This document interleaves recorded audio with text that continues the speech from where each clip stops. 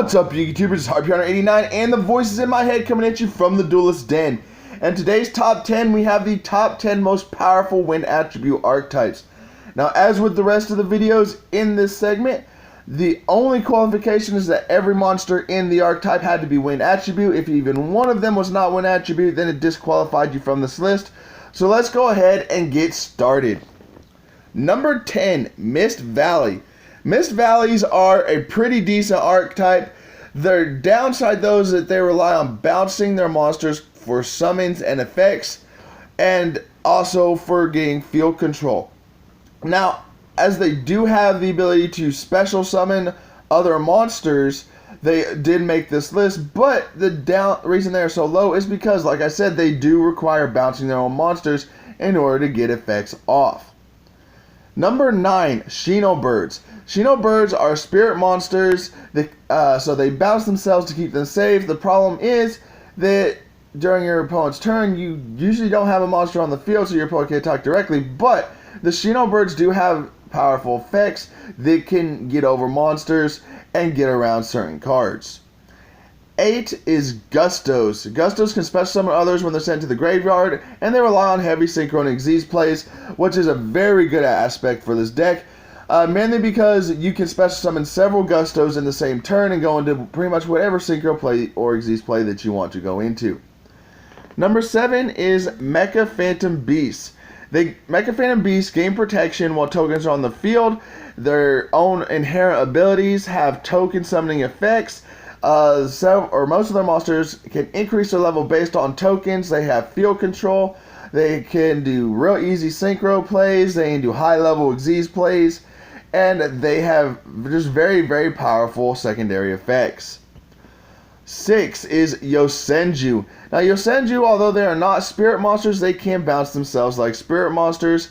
When they're normal summoned, they can normal summon an additional Yosenju monster.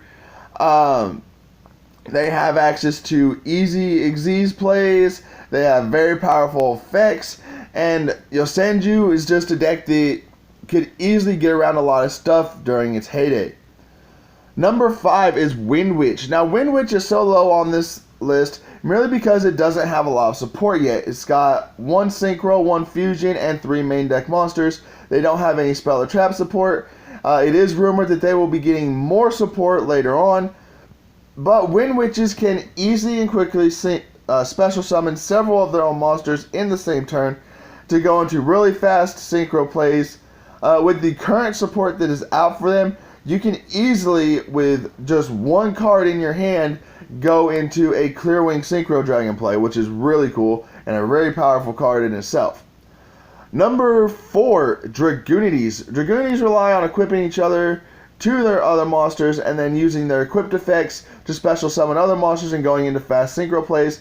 I personally cannot stand Dragoonide decks merely because they are the #1 Harpy ripoff, at least in my opinion. But anyway, they are powerful, they are fast, and they did deserve one of the top spots on this list. Number 3, Speedroid. Speedroids can go into fast synchros or fast special summons to get into their synchros.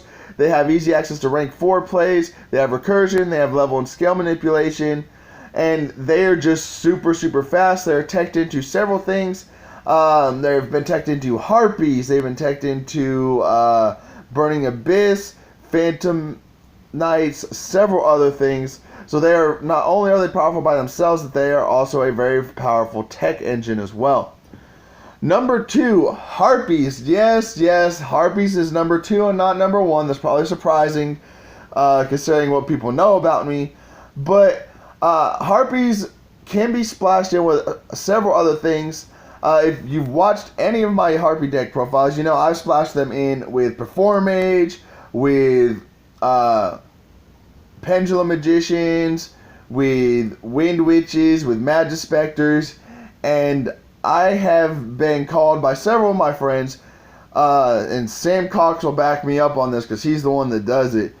Sam Cox from Sam Cox Yu-Gi-Oh! Has said I'm the best Harpy player he's ever met. Thank you, Sam, for that acknowledgement.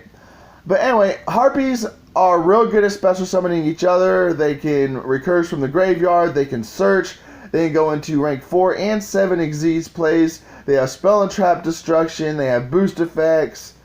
They can pretty much just go off with anything in their hand. But they are super powerful because of those things. The number 1 spot goes to Magispectors. Now, Magispectors made the number 1 spot merely because every Magispector card can search out other Magispector cards. As far as the monsters are concerned, anyway. The only exception is Magispector Unicorn Kareen. Raccoon and Cat can search out any Magispector card. Toad can search out the spells and traps. Fox can search out traps. Crow can search out spells. Their field spell lets you special summon other Magispectors. Their spells and traps are designed to control your opponent's monsters on the field, get them off the field, things like that. Magispector Supercell can shuffle any Magispector card or 5 Magispector cards from your graveyard into the deck, and then lets you draw a card, so constantly it lets you recycle your spells and traps. All your monsters are pendulum monsters, so you can easily special summon them back from the extra deck after they're destroyed. They have easy access to rank 3 and 4 plays, so they have a wide variety of extra deck monsters that you can choose from. They are teched in with several other things. I've teched them into Harpies, people have teched them into Pendulum Magicians, into Pepe, into Metal Foes. They're very, very versatile. Well, anyway, let me know what you thought about my list in the comment section below.